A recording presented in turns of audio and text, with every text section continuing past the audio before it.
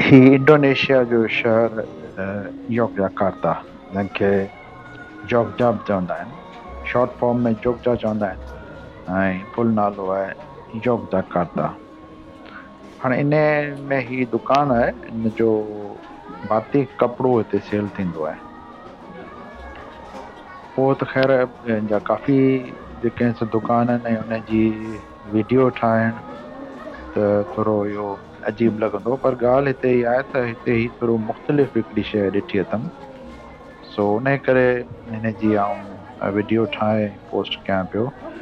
त ही न सिर्फ़ु ई बातिक कपिड़े जो, गारमेंट्स जो ऐं रेडीमेड गारमेंट्स जो ऐं कपिड़े जो दुकानु आहे, पर हिन ते हिन जो हिकिड़ो पोर्शन अहिड़ो आहे जंहिंमें उहो कमु बि जेको आहे सो तव्हां पाण बि करे सघो था, बातिक कपिड़े जी प्रिंटिंग जो।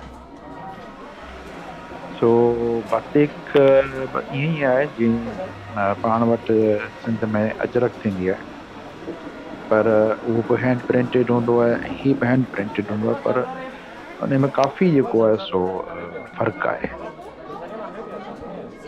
हाणे उन जे फ़र्क़ ते थोरो तव्हांखे ॿुधाइण खां पहिरीं इहो आउं ज़िक्र कंदो हलां त ही दुकान ते इन्हनि हिकिड़ी जॻह ठाहे रखी आहे, ऐं अहिड़ा काफ़ी ॿियनि दुकाननि ते बि मूं ॾिठो आहे त हिकिड़ो पोर्शन मख़सूस आहे जंहिं ते उहो शयूं पयूं आहिनि, कुदरती जेके डाइज़ आहिनि, रंग आहिनि, उहे बि पिया आहिनि, उनखे पेंटिंग जेका जे मथां कबी आहे, नक्श निगार ठाहिबा आहिनि, उन जा औज़ार बि पिया आहिनि।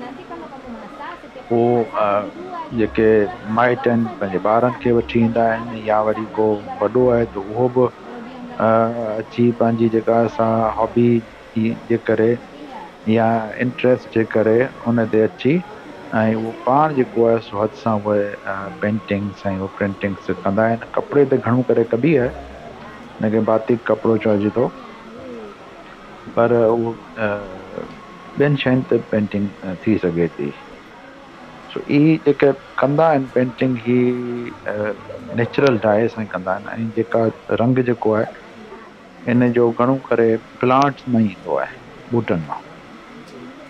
ख़ासि करे जीअं को इंडिगो अजरक में यूज़ थींदो आहे न, ब्लू कलर जो नीर, उहा नीर हिन में बि यूज़ थींदी आहे। पर ऐं ही कॉटन ते बि कंदा आहिनि, त थोरो रेशमी कपिड़े ते बि हिन जो थींदो आहे।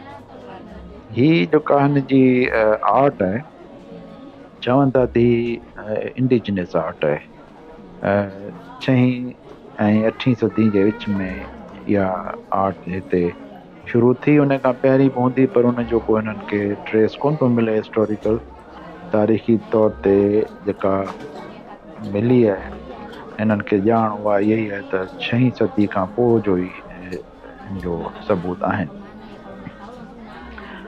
हिकिड़ी थ्योरी आहे त सिंध ऐं गुजरात खां ईंदा हुआ माण्हू, त वापारी ईंदा हुआ हिते, त उहे अजरक वारी जेका असां प्रिंटिंग खणी आया, पर छो जो अजरक जेका आहे सा मोहन दड़े जे ज़माने खां वठी सिंध में आहे।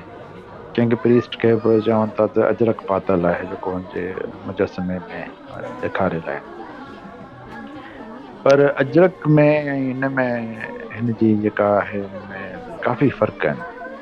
हिन जी जेका डिज़ाइन ठाहिनि था, जेके पैटर्न ठाहिनि था, उन्हनि में जियोमेट्रिक पैटर्न त आहिनि, पर गुल फुल ऐं इहे शयूं बि आहिनि।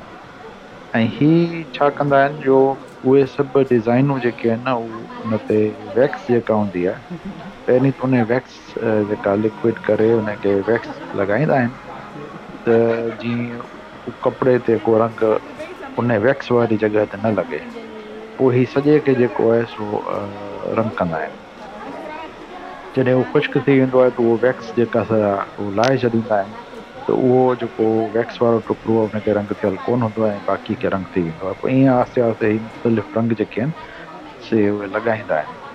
हाणे इन जी भेट में वरी अगरि ॾिसूं अजरक खे, त अजरक में जेको यूज़ थींदो आहे उन में नीर त यूज़ थींदी आहे बिलू जे लाइ, पर उते ब्लॉक ठाहींदा आहिनि। उहो ब्लॉक ठाहे, उन ब्लॉक खे लॻाए, पोइ उन ब्लॉक सां प्रिंटिंग कंदा आहिनि। अजरक जी ऐं हिन जी बातिक में इहो फ़र्क़ु आहे त अजरक जेका आहे सा उहा आहे ब्लॉक प्रिंटिंग। ब्लॉक ठहियल हूंदा आहिनि ऐं उन्हनि खे रंग लॻाए ऐं उन कपिड़े ते छापींदा आहिनि। जॾहिं त हीउ जेको आहे उहो बातिक आहे, हिन में जेके बि चिट गुल ठाहिणा आहिनि पहिरीं उहे वैक्स लॻाईंदा आहिनि। पोइ वैक्स लॻाइण खां पोइ जेको आहे सो हुन ते रंग भरींदा आहिनि ऐं पोइ जॾहिं ख़ुश्क थी वेंदो आहे त पोइ हुन वैक्स खे लाहे छॾींदा आहिनि ऐं इहो रिपीट कंदा आहिनि मुख़्तलिफ़ रंगनि में। ऐं ॿी ॻाल्हि इहा त सिंध वारी जेका अजरक आहे उन में जेके रंग यूज़ थियनि था उन में नीर त कनि था, जेका प्लांट पेस्ट ॿूटनि मां अचे थी, पर हू मैदनियात मंझां बि रंग कढनि था ऐं कुझु ॿूटनि जी पाड़ुनि मां बि कढनि था, जीअं ॻाढ़ो रंग आहे या छा। ऐं उन जी जो मिक्सिंग वग़ैरह उहो कनि था त उहो मुंहिंजे ख़्याल में हाणे आउं इन जो एक्सपर्ट त कोन आहियां, पर जेका मूं ॻाल्हि ॿुधी आहे त उन में सिंध जी अजरक में घणो करे इहो ॻाढ़ो जेको अर्थन ॻाढ़ो रंग आहे उहो हूंदो आहे, ब्लू जेको हूंदो आहे नीर उहो हूंदो आहे, कारो रंग हूंदो आहे ऐं इहो कॾहिं कॾहिं थोरो पीलो रंग हूंदो आहे। पर बातिक में अगरि ॾिसजे त रंग जेके आहिनि से वधीक आहिनि, उन में गुल फुल जा रंग आहिनि, काफ़ी रंग आहिनि। उन में अजरक में घणो करे 4 रंग हूंदा आहिनि, पर हिन में काफ़ी जेके रंग यूज़ थींदा आहिनि, ॻाढ़ो बि थींदो आहे, पीलो बि थींदो आहे, हर क़िस्म जो बातिक जेको आहे सो अवेलेबल आहे। अजरक ख़ासि करे थींदी आहे हिन में कॉटन ते, ऐं ही बातिक जेको आहे सो सिल्की कपिड़े ते बि जेको आहे सो ही कंदा आहिनि।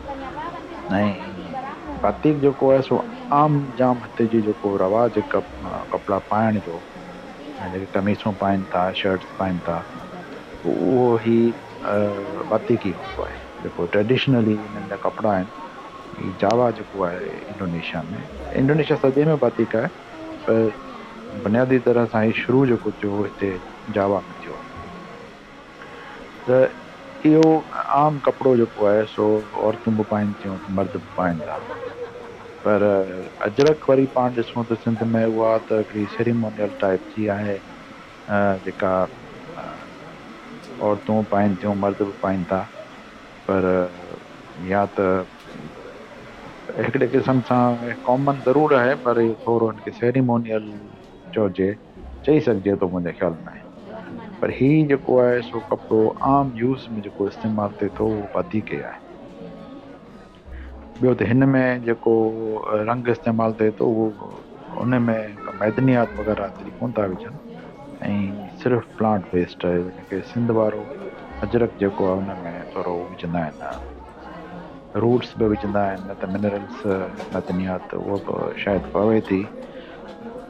इन करे इन में बुनियादी डिफरेंस आहिनि। पर हाणे हिकिड़ो इहो चई सघूं था त सिंध मां वापारी हिते ईंदा थी सघनि, त उन्हनि कुझु हिते इंट्रोड्यूस कयो हुजे, छो सिंध में अजरक काफ़ी अॻे खां आहे ऐं हिन जी का तारीख़ जेका मिले थी सा 6वीं सदी खां पोइ जी मिले थी। पर हाणे इहो टॉपिक जेको आहे सो रिसर्च जो टॉपिक आहे त हिननि जो अजरक जो ऐं बातिक जो पाण में को कनेक्शन आहे या कोन्हे।